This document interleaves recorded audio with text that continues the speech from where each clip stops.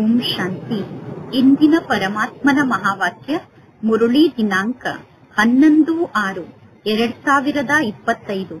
ಬಾಪ್ತಾದ ಮಧುಬನ. ಮಧುರ ಮಕ್ಕಳೇ, ನೀವೀಗ ಬೇಹದ್ದಿನ ಪವಿತ್ರತೆಯನ್ನು ಧಾರಣೆ ಮಾಡಿಕೊಳ್ಳಬೇಕು. ಬೇಹದ್ದಿನ ಪವಿತ್ರತೆ ಅಂದರೆ ಒಬ್ಬ ಪರಮಾತ್ಮ ತಂದೆಯನ್ನು ಬಿಟ್ಟು ಬೇರೆ ಯಾರ ನೆನಪೂ ಬರಬಾರದು. ಇಂದಿನ ಪ್ರಶ್ನೆ ಆಗಿದೆ, ಪರಮಾತ್ಮ ತಂದೆಯ ಮೂಲಕ ಆಸ್ತಿಯನ್ನು ಪಡೆದುಕೊಳ್ಳುವುದಕ್ಕಿಂತ ಮೊದಲಿನ ಪುರುಷಾರ್ಥ ಏನಾಗಿದೆ ಮತ್ತು ಆಸ್ತಿಯನ್ನು ಪಡೆದುಕೊಂಡ ನಂತರ ಸ್ಥಿತಿಯಲ್ಲಿ ಯಾವ ಅಂತರ ಆಗುತ್ತದೆ? ಉತ್ತರ, ಯಾವಾಗ ನೀವು ಪರಮಾತ್ಮ ತಂದೆಯ ಮೂಲಕ ಆಸ್ತಿಯನ್ನು ಪಡೆದುಕೊಳ್ಳುತ್ತೀರೋ ಆಗ ದೇಹದ ಎಲ್ಲಾ ಸಂಬಂಧವನ್ನು ತ್ಯಾಗ ಮಾಡಿ ಒಬ್ಬ ಪರಮಾತ್ಮ ತಂದೆಯ ನೆನಪಿನಲ್ಲಿ ಸ್ಥಿತಾಗುವಂತಹ ಪುರುಷಾರ್ಥವನ್ನು ಮಾಡುತ್ತೀರಾ. ಮತ್ತು ಯಾವಾಗ ನಿಮಗೆ ಆಸ್ತಿ ಪ್ರಾಪ್ತಿಯಾಗುತ್ತದೆಯೋ ಆಗ ನೀವು ಪರಮಾತ್ಮ ತಂದೆಯನ್ನು ಮರೆತು ಬಿಡುತ್ತೀರಾ. ಈಗ ನೀವು ಪರಮಾತ್ಮ ತಂದೆಯ ಮೂಲಕ ಆಸ್ತಿಯನ್ನು ಪಡೆದುಕೊಳ್ಳಬೇಕು. ಆದ್ದರಿಂದ ನೀವೀಗ ಯಾರ ಜೊತೆಗೂ ಹೊಸ ಸಂಬಂಧವನ್ನು ಜೋಡಣೆ ಮಾಡಬೇಡಿ. ಇಲ್ಲದಿದ್ದರೆ ಆ ಸಂಬಂಧವನ್ನು ಮರೆಯುವುದು ಕಷ್ಟ ಆಗುತ್ತದೆ. ಎಲ್ಲವನ್ನೂ ಮರೆತು ಒಬ್ಬ ಪರಮಾತ್ಮ ತಂದೆಯನ್ನು ನೆನಪು ಮಾಡಿ. ಆಗ ತಂದೆಯ ಮೂಲಕ ನಿಮಗೆ ಆಸ್ತಿ ಪ್ರಾಪ್ತಿಯಾಗುತ್ತದೆ. ಇಂದಿನ ಗೀತೆಯಾಗಿದೆ. ಈ ಸಮಯ ಕೂಡ ಸಮಾಪ್ತಿಯಾಗುತ್ತಿದೆ. ಓಂ ಶಾಂತಿ. ಮಧುರಾತಿ ಮಧುರ ಆತ್ಮಿಕ ಮಕ್ಕಳಿಗೆ ಪರಮಾತ್ಮ ತಂದೆ ತಿಳಿಸುತ್ತಾರೆ, ಜ್ಞಾನಿಗಳು ಎಂದು ಯಾರಿಗೆ ಕರೆಯಲಾಗುತ್ತದೆ ಮತ್ತು ಅಜ್ಞಾನಿಗಳು ಎಂದು ಯಾರಿಗೆ ಕರೆಯಲಾಗುತ್ತದೆ ಅನ್ನುವುದು ಈಗ ಕೇವಲ ಬ್ರಾಹ್ಮಣರಾದ ನಿಮಗೆ ಗೊತ್ತಿದೆ. ಜ್ಞಾನ ಅಂದರೆ ಶಿಕ್ಷಣ ಆಗಿದೆ. ಆ ಜ್ಞಾನದ ಮೂಲಕ ನಾನು ಆತ್ಮ ಆಗಿದ್ದೇನೆ, ಅವರು ಪರಂಪಿತ ಪರಮಾತ್ಮ ತಂದೆಯಾಗಿದ್ದಾರೆ ಅನ್ನುವುದನ್ನು ನೀವು ಅರ್ಥ ಮಾಡಿಕೊಂಡಿದ್ದೀರಾ. ಯಾವಾಗ ನೀವು ಮಧುಬನಕ್ಕೆ ಬರುತ್ತೀರೋ ಆಗ ಅವಶ್ಯವಾಗಿ ಮೊದಲು ಸ್ವಯಂವನ್ನು ಆತ್ಮ ಎಂದು ತಿಳಿದುಕೊಳ್ಳುತ್ತೀರಾ. ನಾವೀಗ ನಮ್ಮ ಪರಮಾತ್ಮ ತಂದೆಯ ಬಳಿ ಹೋಗುತ್ತಿದ್ದೇವೆ ಅನ್ನುವುದು ನಿಮಗೆ ಸ್ಮೃತಿಯಲ್ಲಿ ಇರುತ್ತದೆ. ಪರಮಾತ್ಮ ತಂದೆಗೆ ಶುಭಾಬಾ ಎಂದು ಕರೆಯುತ್ತೇವೆ. ಶಿವ ತಂದೆ ಪ್ರಜಾಪಿತ ಬ್ರಹ್ಮನ ತನುವಿನಲ್ಲಿ ಇದ್ದಾರೆ. ಅವರು ಪರಮಾತ್ಮ ತಂದೆಯಾಗಿದ್ದಾರೆ. ನೀವು ಪರಮಾತ್ಮ ತಂದೆಯ ಜೊತೆಗೆ ಮಿಲನವನ್ನು ಮಾಡುವುದಕ್ಕೋಸ್ಕರ ಮನೆಯಿಂದ ಹೊರಡುತ್ತೀರಾ. ಆಗ ನೀವು ತಿಳಿದುಕೊಳ್ಳುತ್ತೀರಾ, ನಾವು ಬಾಪ್ತಾದರವರ ಬಳಿ ಹೋಗುತ್ತಿದ್ದೇವೆ ಎಂದು. ನೀವು ಪತ್ರದಲ್ಲೂ ಕೂಡ ಬಾಪ್ತಾದ, ಶುಭಾಬಾ, ದೊಡ್ಡ ಸಹೋದರ ಆದಂತಹ ಬ್ರಹ್ಮ ಅಂದರೆ ಬ್ರಹ್ಮ ದಾದಾ ಎಂದು ಬರೆಯುತ್ತೀರಾ. ನಾವೀಗ ಪರಮಾತ್ಮ ತಂದೆಯ ಬಳಿ ಹೋಗುತ್ತೇವೆ. ಪರಮಾತ್ಮ ತಂದೆ ಕಲ್ಪ ಕಲ್ಪದಲ್ಲೂ ನಮ್ಮ ಜೊತೆಗೆ ಮಿಲನವನ್ನು ಮಾಡುತ್ತಾರೆ. ಪರಮಾತ್ಮ ತಂದೆ ನಮಗೆ ಬೇಹದ್ದಿನ ಆಸ್ತಿಯನ್ನು ನೀಡುತ್ತಾರೆ.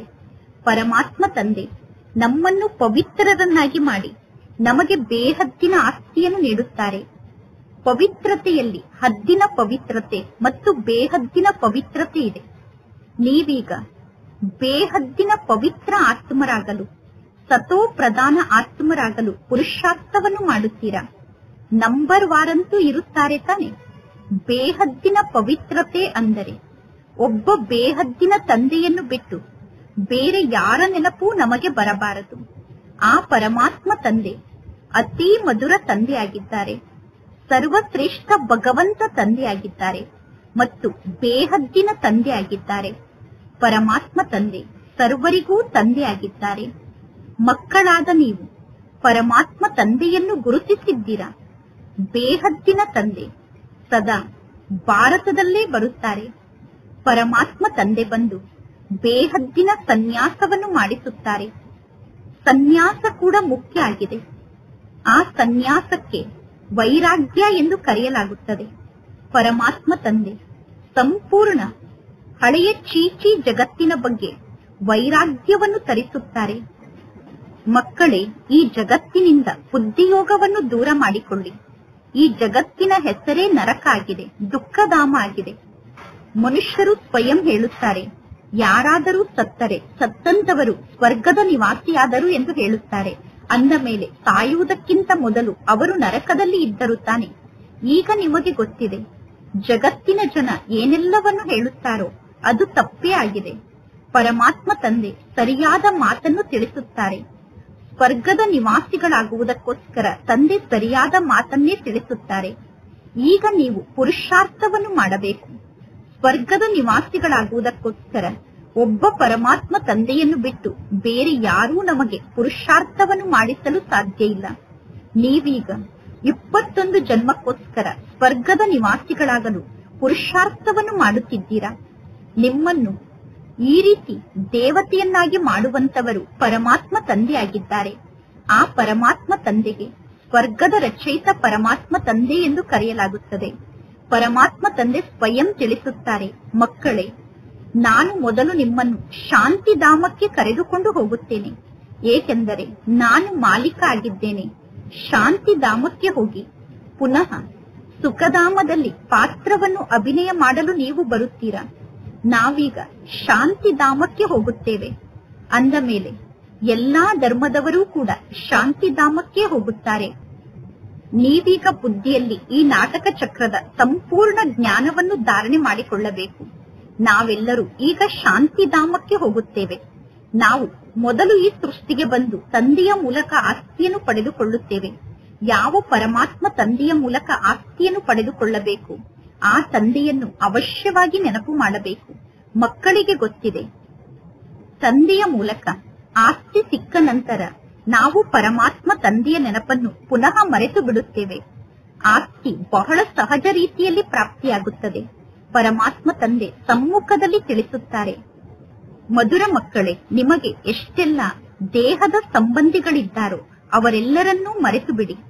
ಈಗ ನೀವು ಯಾರ ಜೊತೆಗೂ ಹೊಸ ಸಂಬಂಧವನ್ನು ಜೋಡಣೆ ಮಾಡಬೇಡಿ. ಅಂದರೆ ಯಾರನ್ನೂ ಹೊಸದಾಗಿ ಸಂಬಂಧಿಯನ್ನಾಗಿ ಮಾಡಿಕೊಳ್ಳಬೇಡಿ. ಒಂದು ವೇಳೆ ಯಾರ ಜೊತೆಗಾದರೂ ಸಂಬಂಧವನ್ನು ಜೋಡಣೆ ಮಾಡಿದರೆ ಪುನಃ ನೀವು ಅವರನ್ನೂ ಕೂಡ ಮರೆಯಬೇಕಾಗುತ್ತದೆ. ಈಗ ಇಲ್ಲಿ ನಿಮಗೆ ಮಗ ಅಥವಾ ಮಗಳು ಹುಟ್ಟಿದರೂ ಕೂಡ ಇದು ದೊಡ್ಡ ಕಷ್ಟದ ಮಾತೆಯಾಗಿದೆ. ಏಕೆಂದರೆ ಮಗ ಅಥವಾ ಮಗಳ ಎಕ್ಸ್ಟ್ರಾ ನೆನಪು ಬುದ್ಧಿಯಲ್ಲಿ ಜಾಸ್ತಿ ಆಯಿತು ತಾನೆ. ಪರಮಾತ್ಮ ತಂದೆ ತಿಳಿಸುತ್ತಾರೆ, ಎಲ್ಲರನ್ನೂ ಮರೆತು ಒಬ್ಬ ಪರಮಾತ್ಮ ತಂದೆಯನ್ನು ನೆನಪು ಮಾಡಬೇಕು. ಆ ಪರಮಾತ್ಮ ತಂದೆ ನಮಗೆ ಮಾತ್ಪಿತಾ ಆಗಿದ್ದಾರೆ, ಟೀಚರ್ ಆಗಿದ್ದಾರೆ, ಗುರು ಆಗಿದ್ದಾರೆ. ಪರಮಾತ್ಮ ತಂದೆ ನಮಗೆ ಸರ್ವಸ್ವ ಆಗಿದ್ದಾರೆ. ಆ ಒಬ್ಬ ತಂದೆಗೆ ನಾವೀಗ ಮಕ್ಕಳಾಗಿದ್ದೇವೆ ಅಂದ ಮೇಲೆ ನಾವೆಲ್ಲರೂ ಪರಸ್ಪರ ಸೋದರ ಸೋದರಿಯರಾಗಿದ್ದೇವೆ. ಚಾಚಾ, ಮಾಮ ಮುಂತಾದ ಯಾವ ಸಂಬಂಧವೂ ಈಗ ನಮ್ಮ ಜೀವನದಲ್ಲಿ ಇಲ್ಲ. ಇದೊಂದೇ ಇಂತಹ ಸಮಯ ಆಗಿದೆ. ಈ ಸಮಯದಲ್ಲಿ ಕೇವಲ ಸೋದರ ಸೋದರಿಯರ ಸಂಬಂಧ ಮಾತ್ರ ಉಳಿಯುತ್ತದೆ. ಬ್ರಹ್ಮ ತಂದೆಗೆ ನಾವೆಲ್ಲರೂ ಮಕ್ಕಳಾಗಿದ್ದೇವೆ ಅಂದ ಮೇಲೆ ಶಿವ ತಂದೆಗೂ ಕೂಡ ಮಕ್ಕಳಾಗಿದ್ದೇವೆ. ಆದರೆ ನಾವು ಬ್ರಹ್ಮ ತಂದೆಗೆ ಮಕ್ಕಳಾಗಿರುವ ಕಾರಣ ಶಿವ ತಂದೆಗೆ ನಾವು ಮೊಮ್ಮಕ್ಕಳಾಗಿದ್ದೇವೆ ಅನ್ನುವ ಮಾತು ಪಕ್ಕಾ ರೂಪದಲ್ಲಿ ಬುದ್ಧಿಯಲ್ಲಿ ನೆನಪಿಗೆ ಬರುತ್ತದೆ ತಾನೆ. ನಂಬರ್ ವಾರ್ ಪುರುಷಾರ್ಥದ ಅನುಸಾರ ನಾವೀಗ ಪರಮಾತ್ಮ ತಂದೆಯನ್ನು ನೆನಪು ಮಾಡುತ್ತೇವೆ. ಮಕ್ಕಳಾದ ನೀವೀಗ ನಡೆದಾಡುತ್ತಾ ತಿರುಗಾಡುತ್ತಾ ಸ್ವದರ್ಶನ ಚಕ್ರಧಾರಿಗಳಾಗುತ್ತೀರಾ. ಈಗ ಮಕ್ಕಳಾದ ನೀವು ಈ ಸಮಯದಲ್ಲಿ ಚೈತನ್ಯ ಲೈಟ್ ಹೌಸ್ ಆಗಿದ್ದೀರಾ. ನಿಮ್ಮ ಒಂದು ಕಣ್ಣಿನಲ್ಲಿ ಮುಕ್ತಿಧಾಮ ಇದೆ, ಇನ್ನೊಂದು ಕಣ್ಣಿನಲ್ಲಿ ಜೀವನ್ ಮುಕ್ತಿಧಾಮ ಇದೆ. ಜಗತ್ತಿನಲ್ಲಿ ಜಡ ಲೈಟ್ ಹೌಸ್ ಇರುತ್ತದೆ, ನೀವು ಚೈತನ್ಯ ಲೈಟ್ ಹೌಸ್ ಆಗಿದ್ದೀರಾ. ನಿಮಗೆ ಜ್ಞಾನದ ನೇತ್ರ ಪ್ರಾಪ್ತಿಯಾಗಿದೆ. ನೀವೀಗ ಜ್ಞಾನಿಗಳಾಗಿದ್ದೀರಾ. ನೀವು ಎಲ್ಲರಿಗೂ ಮಾರ್ಗವನ್ನು ತೋರಿಸುತ್ತೀರಾ. ಪರಮಾತ್ಮ ತಂದೆ ನಿಮಗೆ ಶಿಕ್ಷಣವನ್ನು ಕಲಿಸುತ್ತಿದ್ದಾರೆ. ನಿಮಗೆ ಗೊತ್ತಿದೆ, ಈ ಜಗತ್ತು ದುಃಖಧಾಮ ಆಗಿದೆ. ನಾವೀಗ ಸಂಗಮ ಯುಗದಲ್ಲಿ ಇದ್ದೇವೆ. ಇನ್ನು ಇಡೀ ಜಗತ್ತಿನ ಜನ ಕಲಿಯುಗದಲ್ಲಿ ಇದ್ದಾರೆ. ಈ ಸಂಗಮ ಯುಗದಲ್ಲಿ ಮಕ್ಕಳಾದ ನಮ್ಮ ಜೊತೆಗೆ ಪರಮಾತ್ಮ ತಂದೆ ಮಾತನಾಡುತ್ತಾರೆ ಮತ್ತು ಮಕ್ಕಳಾದ ನೀವು ಇಲ್ಲಿ ತಂದೆಯ ಬಳಿ ಬರುತ್ತೀರಾ. ಕೆಲವರು ಪರಮಾತ್ಮ ತಂದೆಗೆ ಪತ್ರವನ್ನು ಬರೆಯುತ್ತಾರೆ, ಬಾಬಾ ಇಂಥವರನ್ನು ನಿಮ್ಮ ಸಮ್ಮುಖಕ್ಕೆ ಕರೆದುಕೊಂಡು ಬರಬಹುದೇ ಎಂದು. ನಿಮ್ಮ ಸಮ್ಮುಖಕ್ಕೆ ಬಂದರೆ ಇವರು ಒಳ್ಳೆಯ ಗುಣವನ್ನು ಧಾರಣೆ ಮಾಡಿಕೊಳ್ಳಬಹುದು, ಇವರಿಗೂ ಜ್ಞಾನದ ಬಾಣ ನಾಟಬಹುದು. ಆದ್ದರಿಂದ ನಿಮ್ಮ ಸಮ್ಮುಖಕ್ಕೆ ಕರೆದುಕೊಂಡು ಬರಬಹುದೇ ಎಂದು ಮಕ್ಕಳು ಪತ್ರವನ್ನು ಬರೆದಾಗ ಪರಮಾತ್ಮ ತಂದೆಗೂ ಕೂಡ ಮಕ್ಕಳ ಬಗ್ಗೆ ದಯೆ ಬರುತ್ತದೆ.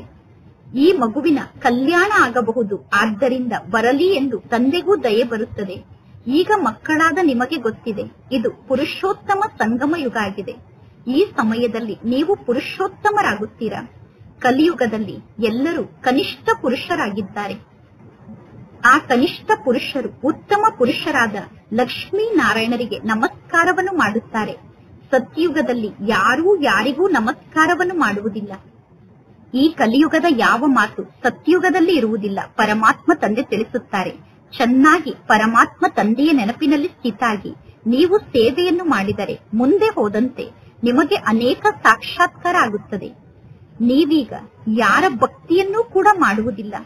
ಇಲ್ಲಿ ಕೇವಲ ಪರಮಾತ್ಮ ತಂದೆ ನಿಮಗೆ ಶಿಕ್ಷಣವನ್ನು ಕಲಿಸುತ್ತಾರೆ. ಮನೆಯಲ್ಲಿ ಕುಳಿತಂತೆ ತನ್ನಷ್ಟಕ್ಕೆ ತಾನೇ ಸಾಕ್ಷಾತ್ಕಾರ ಆಗುತ್ತಿರುತ್ತದೆ. ಅನೇಕರಿಗೆ ಬ್ರಹ್ಮನ ಸಾಕ್ಷಾತ್ಕಾರ ಆಗುತ್ತದೆ. ಬ್ರಹ್ಮನ ಸಾಕ್ಷಾತ್ಕಾರಕ್ಕೋಸ್ಕರ ಅವರು ಏನೂ ಪುರುಷಾರ್ಥವನ್ನು ಮಾಡುವುದಿಲ್ಲ. ಬೇಹದ್ದಿನ ತಂದೆ ಈ ಬ್ರಹ್ಮ ತಂದೆಯ ತನುವಿನ ಮೂಲಕ ಸಾಕ್ಷಾತ್ಕಾರವನ್ನು ಮಾಡಿಸುತ್ತಾರೆ.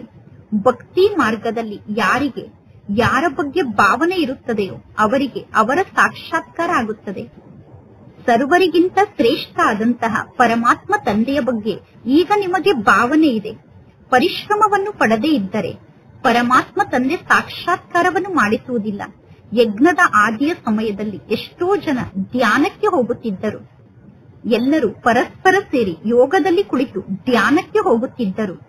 ಆದರೆ ಅದು ಭಕ್ತಿಯಲ್ಲ. ಮಕ್ಕಳಾದ ನೀವು ಎಂದಾದರೂ ಭಕ್ತಿಯನ್ನು ಮಾಡುತ್ತೀರೇನು? ಧ್ಯಾನಕ್ಕೆ ಹೋಗಿ ಸಾಕ್ಷಾತ್ಕಾರವನ್ನು ಮಾಡಿಕೊಳ್ಳುವುದು ಯಜ್ಞದ ಆದಿಯ ಸಮಯದಲ್ಲಿ ಒಂದು ಆಟ ಆಗಿತ್ತು. ನಡೆಯಿರಿ ಎಲ್ಲರೂ ವೈಕುಂಠಕ್ಕೆ ಹೋಗೋಣ ಎಂದು ಮಕ್ಕಳು ಧ್ಯಾನಕ್ಕೆ ಹೋಗುತ್ತಿದ್ದರು. ಒಬ್ಬರನ್ನು ನೋಡಿ ಇನ್ನೊಬ್ಬರು ಧ್ಯಾನದಲ್ಲಿ ಸಾಕ್ಷಾತ್ಕಾರವನ್ನು ಮಾಡಿಕೊಳ್ಳಲು ಹೋಗುತ್ತಿದ್ದರು. ಏನೆಲ್ಲ ಮೊದಲು ಆಗಿ ಹೋಗಿದೆಯೋ ಅದು ಪುನಃ ಪುನರಾವರ್ತನೆ ಆಗುತ್ತದೆ. ನಿಮಗೆ ಗೊತ್ತಿದೆ, ನಾವು ಇದೇ ಧರ್ಮದ ಆತ್ಮರಾಗಿದ್ದೆವು. ಅಂದರೆ ನಾವು ದೇವತಾ ಧರ್ಮದ ಆತ್ಮರಾಗಿದ್ದೆವು. ಸತ್ಯುಗದಲ್ಲಿ ಮೊಟ್ಟ ಮೊದಲು ಈ ದೇವತಾ ಧರ್ಮ ಇತ್ತು. ಈ ಧರ್ಮದಲ್ಲಿ ಬಹಳಷ್ಟು ಸುಖ ಇದೆ. ನಂತರ ನಿಧಾನವಾಗಿ ಕಲೆಗಳು ಕಡಿಮೆ ಆಗುತ್ತಾ ಹೋಗುತ್ತದೆ. ಹೊಸ ಮನೆಯಲ್ಲಿ ಯಾವ ಸುಖ ಇರುತ್ತದೆಯೋ ಆ ಸುಖ ಹಳೆಯ ಮನೆಯಲ್ಲಿ ಇರುವುದಿಲ್ಲ.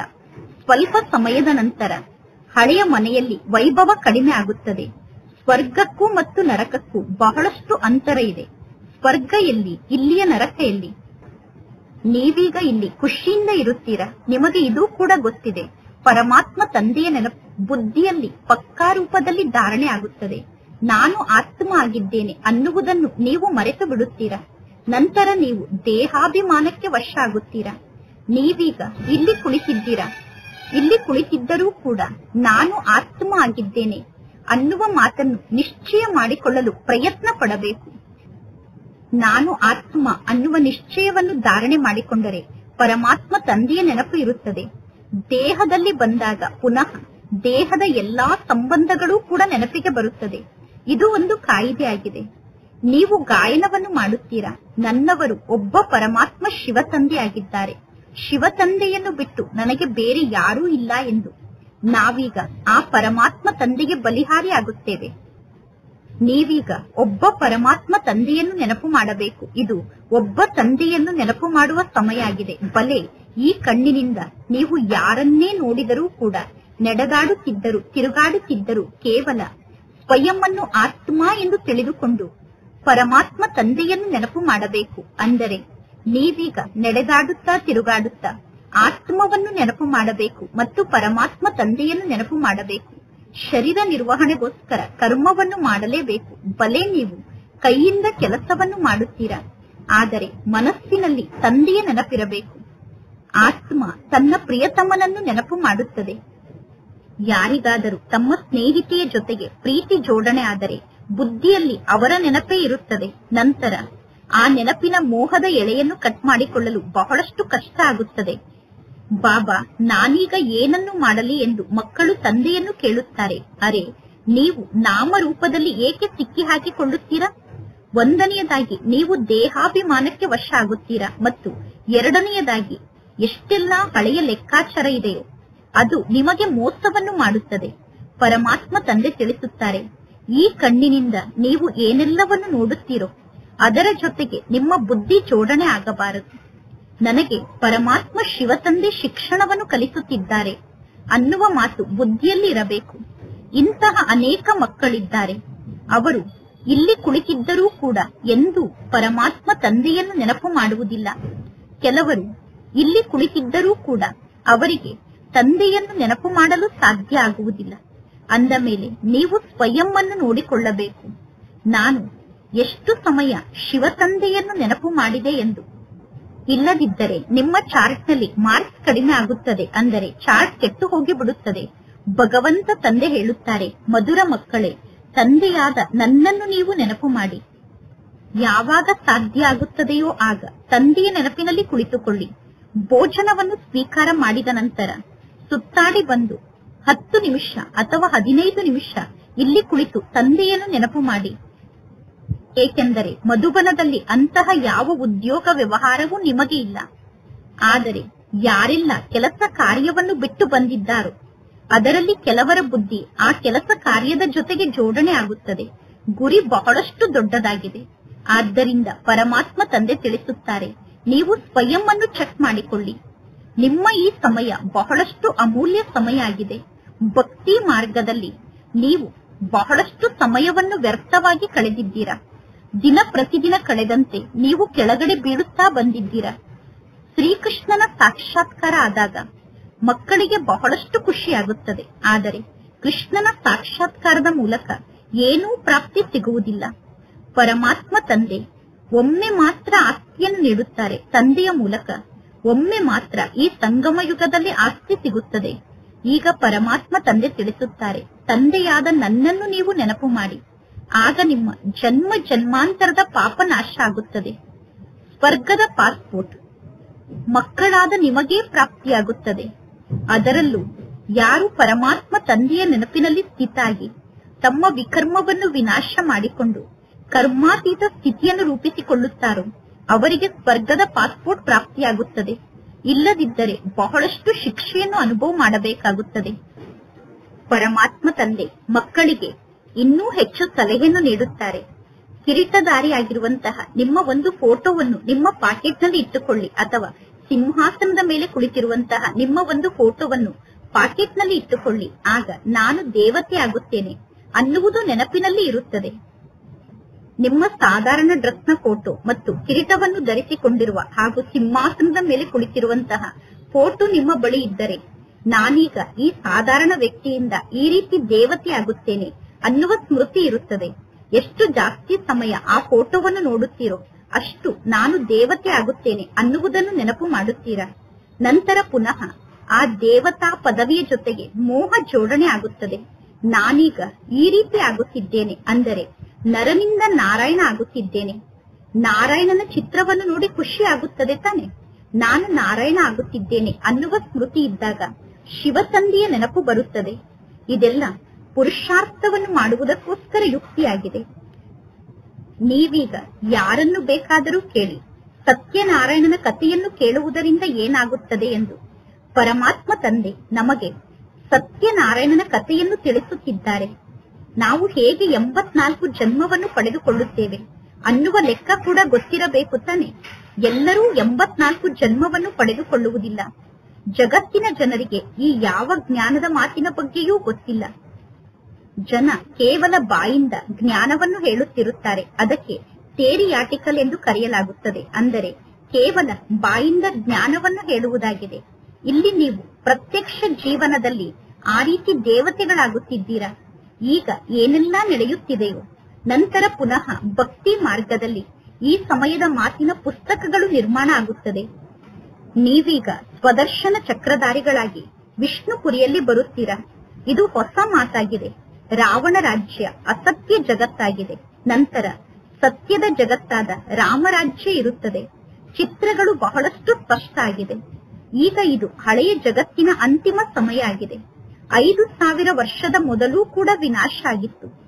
ಯಾರೆಲ್ಲ ವಿಜ್ಞಾನಿಗಳಾಗಿದ್ದಾರೋ ಅವರಿಗೆ ವಿಚಾರ ಬರುತ್ತದೆ, ನಾವು ಎಷ್ಟೆಲ್ಲ ಬಾಂಬ್ಸ್ ಅನ್ನು ನಿರ್ಮಾಣ ಮಾಡುತ್ತಿದ್ದೇವೋ ಆ ರೀತಿ ಬಾಂಬ್ಸ್ ಅನ್ನು ನಿರ್ಮಾಣ ಮಾಡಲು ಯಾರೋ ನಮಗೆ ಪ್ರೇರಣೆಯನ್ನು ನೀಡುತ್ತಿದ್ದಾರೆ ಎಂದು ವಿಜ್ಞಾನಿಗಳು ತಿಳಿದುಕೊಳ್ಳುತ್ತಾರೆ. ಏಕೆಂದರೆ ವಿಜ್ಞಾನಿಗಳಿಗೆ ಗೊತ್ತಿದೆ, ನಾವೀಗ ಯಾವ ಬಾಂಬ್ಸ್ ಅನ್ನು ನಿರ್ಮಾಣ ಮಾಡುತ್ತೇವೋ ಆ ಬಾಂಬ್ಸ್ ನ ಮೂಲಕ ಎಲ್ಲವೂ ನಾಶ ಆಗುತ್ತದೆ ಎಂದು. ಆದರೆ ವಿಜ್ಞಾನಿಗಳು ಪರವಶ ಆಗಿದ್ದಾರೆ. ವಿಜ್ಞಾನಿಗಳಿಗೆ ಭಯ ಇದೆ. ವಿಜ್ಞಾನಿಗಳು ತಿಳಿದುಕೊಂಡಿದ್ದಾರೆ, ಮನೆಯಲ್ಲಿ ಕುಳಿತು ಒಂದು ಬಾಂಬನ್ನು ಹಾಕಿದರೆ ಇಡೀ ಜಗತ್ತೇ ನಾಶ ಆಗುತ್ತದೆ ಎಂದು. ಬಾಂಬನ್ನು ಹಾಕಲು ಏರೋಪ್ಲೇನ್ ಅಥವಾ ಪೆಟ್ರೋಲ್ನ ಅವಶ್ಯಕತೆ ಇಲ್ಲ. ಮನೆಯಲ್ಲಿ ಕುಳಿತೆ ಒಂದು ಬಾಂಬನ್ನು ಹಾಕಿದರೆ ಎಲ್ಲವೂ ನಾಶ ಆಗುತ್ತದೆ. ವಿನಾಶ ಅಂತೂ ಅವಶ್ಯವಾಗಿ ಆಗಲೇಬೇಕು. ಹೊಸ ಜಗತ್ತು ಸತ್ಯುಗ ಆಗಿತ್ತು. ಯೇಸು ಕ್ರಿಸ್ತ ಹುಟ್ಟುವುದಕ್ಕಿಂತ 3000 ವರ್ಷದ ಮೊದಲು ಸ್ವರ್ಗ ಇತ್ತು. ಈಗ ಪುನಃ ಆ ಸ್ವರ್ಗ ಸ್ಥಾಪನೆ ಆಗುತ್ತಾ ಇದೆ. ಮುಂದೆ ಹೋದಂತೆ ನೀವೇ ತಿಳಿದುಕೊಳ್ಳುತ್ತೀರಾ. ಈಗ ನಿಮಗೆ ಗೊತ್ತಿದೆ, ಅವಶ್ಯವಾಗಿ ಸ್ಥಾಪನೆ ಆಗಲೇಬೇಕು.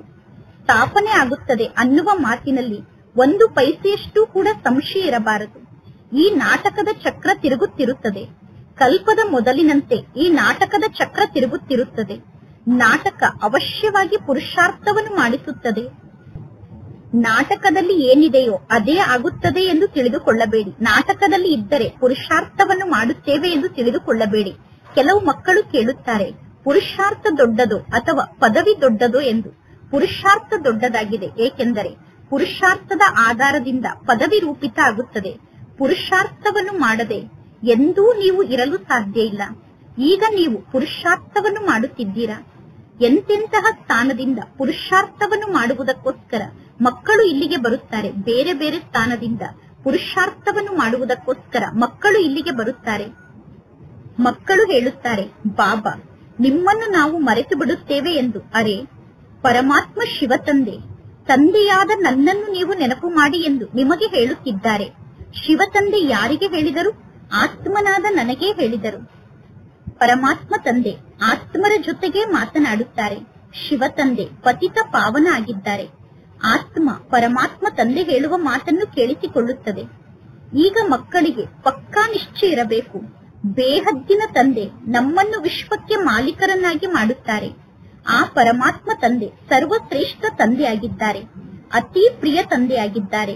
ಭಕ್ತಿ ಮಾರ್ಗದಲ್ಲಿ ಎಲ್ಲರೂ ಆ ಪರಮಾತ್ಮ ತಂದೆಯನ್ನು ನೆನಪು ಮಾಡುತ್ತಿದ್ದರು. ನಿಮ್ಮ ಗತಿ ಮತ್ತು ಮತ ಭಿನ್ನ ಆಗಿದೆ ಎಂದು ಪರಮಾತ್ಮ ತಂದೆಗೆ ಗಾಯನವನ್ನು ಮಾಡುತ್ತಿದ್ದರು. ಅಂದ ಮೇಲೆ ಅವಶ್ಯವಾಗಿ ಪರಮಾತ್ಮ ತಂದೆ ಮತವನ್ನು ಕೊಟ್ಟಿದ್ದರು. ಈಗ ನಿಮ್ಮ ಬುದ್ಧಿಯಲ್ಲಿ ಇದೆ, ಎಷ್ಟೆಲ್ಲಾ ಮನುಷ್ಯರಿದ್ದಾರೋ ಎಲ್ಲರೂ ವಾಪಸ್ ಮನೆಗೆ ಹೋಗುತ್ತಾರೆ. ಅಂದ ಮೇಲೆ ನೀವೇ ವಿಚಾರವನ್ನು ಮಾಡಿ, ಎಷ್ಟೊಂದು ಜನ ಆತ್ಮರಿದ್ದಾರೆ. ಇದು ಆತ್ಮರ ವೃಕ್ಷ ಆಗಿದೆ, ಇದು ಆತ್ಮರ ವಂಶ ಆಗಿದೆ. ಆತ್ಮರಾದ ನಾವೆಲ್ಲರೂ ನಂಬರ್ ವಾರಾಗಿ ಹೋಗಿ ಪರಮಧಾಮದಲ್ಲಿರುವಂತಹ ನಮ್ಮ ವೃಕ್ಷದಲ್ಲಿ ಕುಳಿತುಕೊಳ್ಳುತ್ತೇವೆ. ಕ್ಲಾಸ್ನಿಂದ ವಿದ್ಯಾರ್ಥಿಗಳು ಟ್ರಾನ್ಸ್ಫರ್ ಆಗುತ್ತಾರೆ ತಾನೆ. ಟ್ರಾನ್ಸ್ಫರ್ ಆದ ನಂತರ ವಿದ್ಯಾರ್ಥಿಗಳು ನಂಬರ್ ವಾರಾಗಿ ಇನ್ನೊಂದು ಕ್ಲಾಸ್ನಲ್ಲಿ ಹೋಗಿ ಕುಳಿತುಕೊಳ್ಳುತ್ತಾರೆ. ನೀವು ಕೂಡ ಪರಮಧಾಮಕ್ಕೆ ನಂಬರ್ ವಾರಾಗಿ ಹೋಗುತ್ತೀರಾ. ಸಣ್ಣ ಬಿಂದು ಆದಂತಹ ಆತ್ಮ ನಂಬರ್ ವಾರಾಗಿ ಹೋಗಿ ಪರಮಧಾಮದಲ್ಲಿ ಕುಳಿತುಕೊಳ್ಳುತ್ತದೆ. ನಂತರ ನಂಬರ್ ವಾರಾಗಿ ಪಾತ್ರವನ್ನು ಅಭಿನಯ ಮಾಡಲು ಈ ಸೃಷ್ಟಿಗೆ ಬರುತ್ತದೆ. ಇದು ರುದ್ರಮಾಲೆಯಾಗಿದೆ. ಪರಮಾತ್ಮ ಶಿವ ತಂದೆ ಹೇಳುತ್ತಾರೆ, ಇಷ್ಟೆಲ್ಲಾ ಕೋಟ್ಯಾಂತರ ಆತ್ಮರು ನನ್ನ ಮಾಲೆಯಲ್ಲಿ ಇದ್ದಾರೆ. ನಾನು ಮೇಲೆ ಹೂವಾಗಿದ್ದೇನೆ. ನಂತರ ಪಾತ್ರವನ್ನು ಅಭಿನಯ ಮಾಡುವುದಕ್ಕೋಸ್ಕರ ಎಲ್ಲರೂ ಈ ಸೃಷ್ಟಿಗೆ ಬಂದಿದ್ದಾರೆ. ಈ ನಾಟಕ ಇದೇ ರೀತಿ ಮಾಡಲ್ಪಟ್ಟಿದೆ. ಮಾಡಲ್ಪಟ್ಟಂತಹ ನಾಟಕ ಎಂದು ಕರೆಯಲಾಗುತ್ತದೆ. ಈ ನಾಟಕ ಚಕ್ರ ಹೇಗೆ ತಿರುಗುತ್ತದೆ ಅನ್ನುವುದು ನಿಮಗೆ ಗೊತ್ತಿದೆ. ನೀವೀಗ ಎಲ್ಲರಿಗೂ ತಿಳಿಸಬೇಕು. ಸ್ವಯಂವನ್ನು ಆತ್ಮ ಎಂದು ತಿಳಿದುಕೊಂಡು ಪರಮಾತ್ಮ ತಂದೆಯನ್ನು ನೆನಪು ಮಾಡಿ. ಆಗ ನಿಮ್ಮ ವಿಕರ್ಮ ವಿನಾಶ ಆಗುತ್ತದೆ. ನಂತರ ನೀವು ವಾಪಸ್ ಮನೆಗೆ ಹೋಗುತ್ತೀರಾ. ಇದೇ ಪರಿಶ್ರಮದ ಮಾತಾಗಿದೆ. ತಂದೆಯನ್ನು ನೆನಪು ಮಾಡುವುದೇ ಪರಿಶ್ರಮದ ಮಾತಾಗಿದೆ. ನೀವೀಗ ಎಲ್ಲರಿಗೂ ಮಾರ್ಗದ ಬಗ್ಗೆ ತಿಳಿಸಬೇಕು. ಎಲ್ಲರಿಗೂ ಮಾರ್ಗವನ್ನು ತೋರಿಸುವುದು ನಿಮ್ಮ ಕರ್ತವ್ಯ ಆಗಿದೆ. ನೀವೀಗ ಯಾವ ದೇಹದಾರಿಗಳಲ್ಲಿ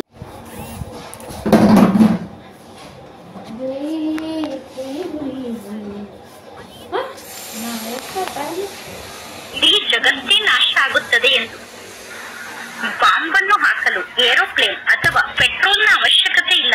ಮನೆಯಲ್ಲಿ ಕುಳಿತೆ ಒಂದು ಬಾಂಬನ್ನು ಹಾಕಿದರೆ ಎಲ್ಲವೂ ನಾಶ ಆಗುತ್ತದೆ.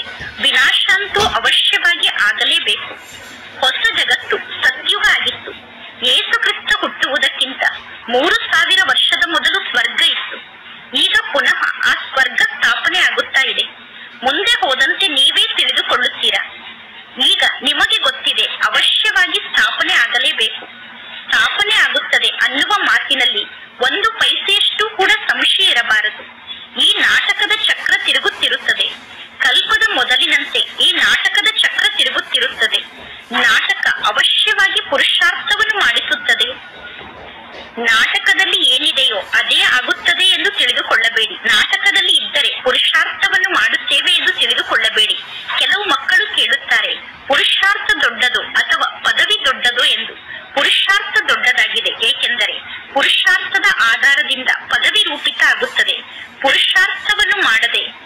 ಎಂದೂ ನೀವು ಇರಲು ಸಾಧ್ಯ ಇಲ್ಲ. ಈಗ ನೀವು ಪುರುಷಾರ್ಥವನ್ನು ಮಾಡುತ್ತಿದ್ದೀರಾ. ಎಂತೆಂತಹ ಸ್ಥಾನದಿಂದ ಪುರುಷಾರ್ಥವನ್ನು ಮಾಡುವುದಕ್ಕೋಸ್ಕರ ಮಕ್ಕಳು ಇಲ್ಲಿಗೆ ಬರುತ್ತಾರೆ. ಬೇರೆ ಬೇರೆ ಸ್ಥಾನದಿಂದ ಪುರುಷಾರ್ಥವನ್ನು ಮಾಡುವುದಕ್ಕೋಸ್ಕರ ಮಕ್ಕಳು ಇಲ್ಲಿಗೆ ಬರುತ್ತಾರೆ. ಮಕ್ಕಳು ಹೇಳುತ್ತಾರೆ, ಬಾಬಾ ನಿಮ್ಮನ್ನು ನಾವು ಮರೆತು ಬಿಡುತ್ತೇವೆ ಎಂದು. ಅರೆ, ಪರಮಾತ್ಮ ಶಿವ ತಂದೆಯಾದ ನನ್ನನ್ನು ನೀವು ನೆನಪು ಮಾಡಿ ಎಂದು ನಿಮಗೆ ಹೇಳುತ್ತಿದ್ದಾರೆ. ಶಿವ ತಂದೆ ಯಾರಿಗೆ ಹೇಳಿದರು? ಆತ್ಮನಾದ ನನಗೇ ಹೇಳಿದರು. ಪರಮಾತ್ಮ ತಂದೆ ಆತ್ಮರ ಜೊತೆಗೆ ಮಾತನಾಡುತ್ತಾರೆ. ಶಿವ ತಂದೆ ಪತಿತ ಪಾವನ ಆಗಿದ್ದಾರೆ.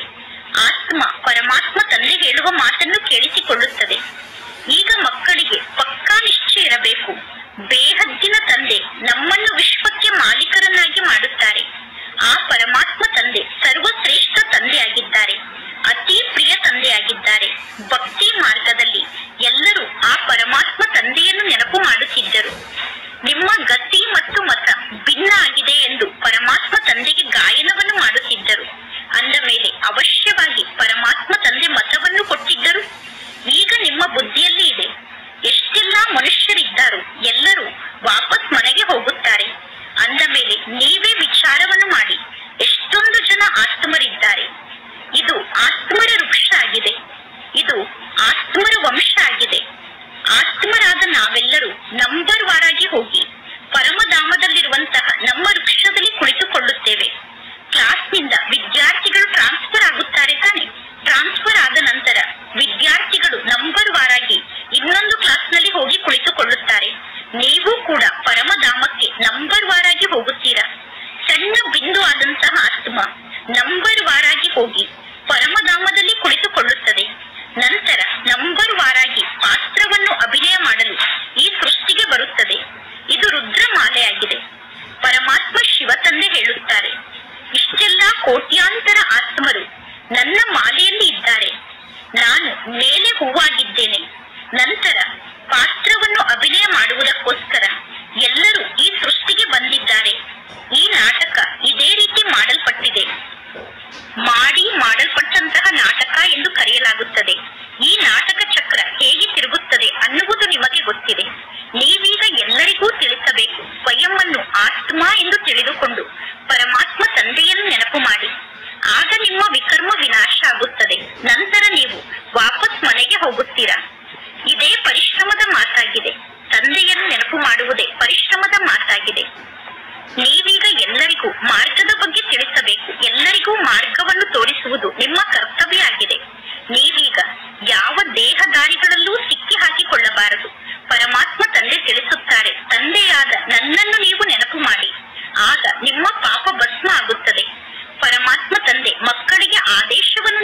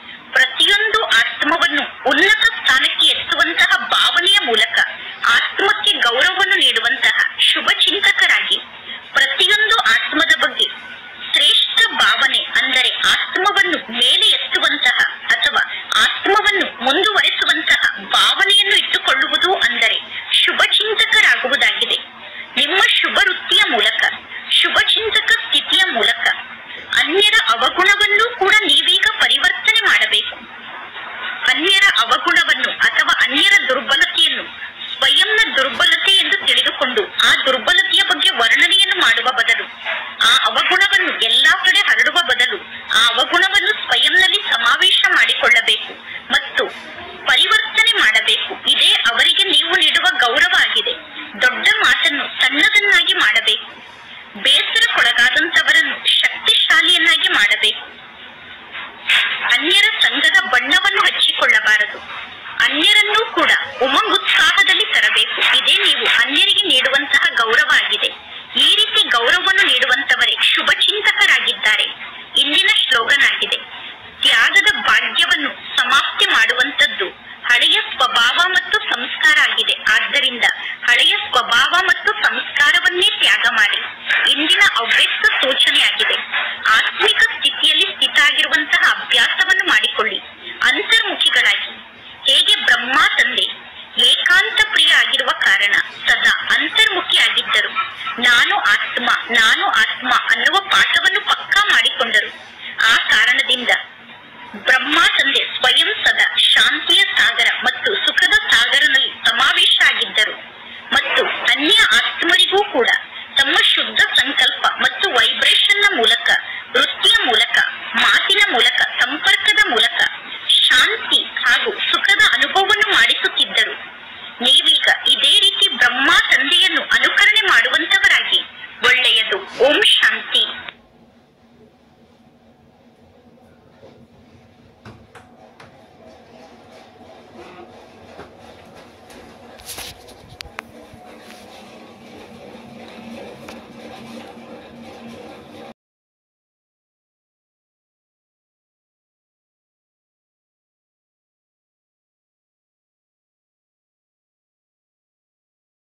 ಸಿಕ್ಕಿ ಹಾಕಿಕೊಳ್ಳಬಾರದು.